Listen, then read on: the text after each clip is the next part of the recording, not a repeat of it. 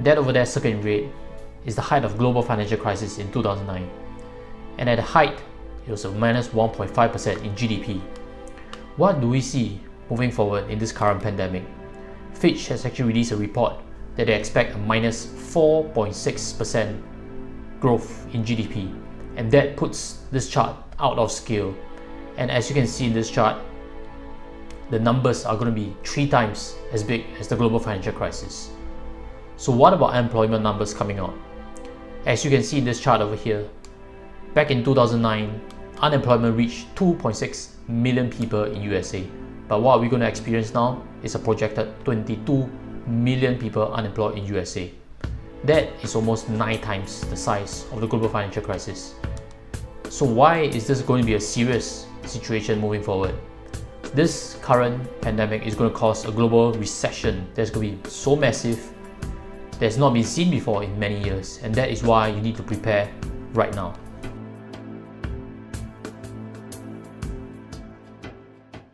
What do you think is the quickest and most effective method to preserve your cash, especially in this crisis?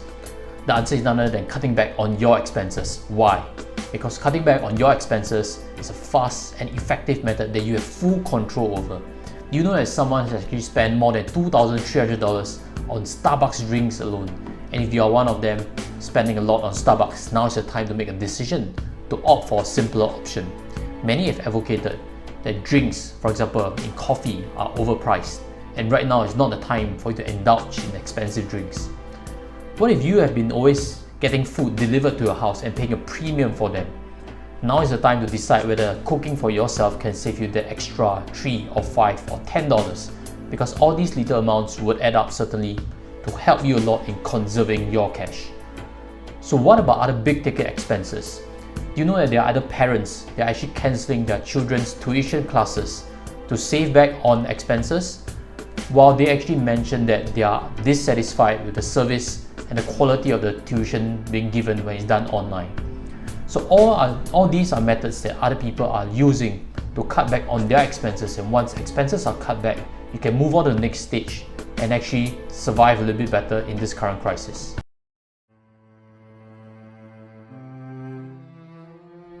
If you have cut back on your expenses, you're still not assured of surviving this recession well. The reason is because the main problem, which is your income, is still not addressed. Income, or rather lack of, is going to be a main stress point to everyone in this current recession. And the main solution to it is to really ask yourself, are you working with the right company? Different companies in different industries are showing different results in this current pandemic, and the best are thriving and the worst are not doing well. For example, chain restaurants are closing all across the world simply because overheads are too expensive and they cannot rely on delivery to supplement all their needs in terms of revenue.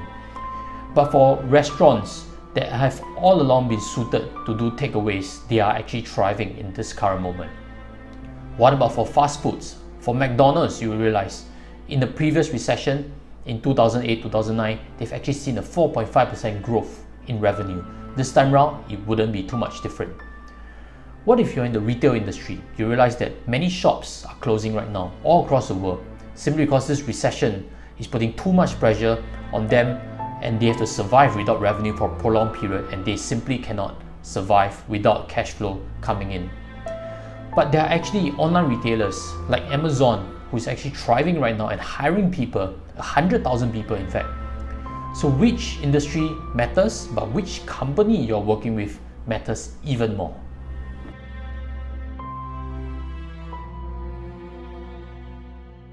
If you have decided you are working in the right company, that is great, but do not stop there. Continue to work hard for a company, make them profitable again, and not only that, put in extra work, make yourself indispensable. Why? Because when times are good after this whole recession, you realize that you'll be the first to be considered for any opportunities moving forward.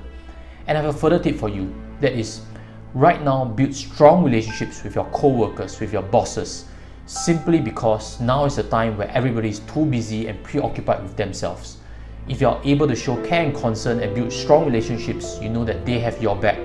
And when opportunities again arise after this recession, you'll also be leveraging on this effort that you put in right now.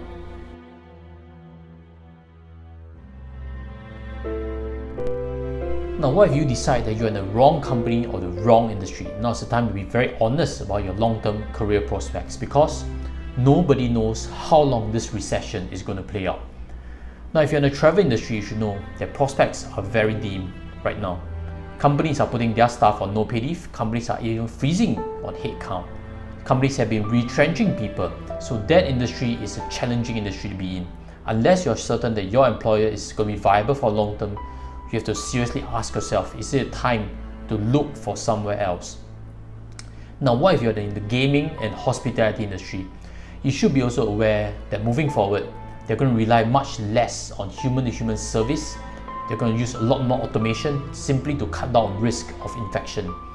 And moving forward, that means that companies in these industries are likely overstaffed.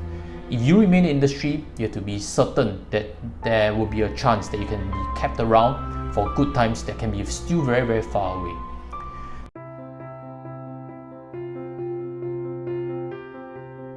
So should you just quit? Should you just leave your company? Absolutely no, because that will make it even worse. Right now, doing a career switch is harder than ever before. But what you can do today is to learn new skills, and there are a few ways. First, you can learn new skills online. There's so much information on YouTube. That's why you're viewing this right now. Look around YouTube, there's a lot of tutorials on how you can build digital skills. Learn about digital marketing, for example.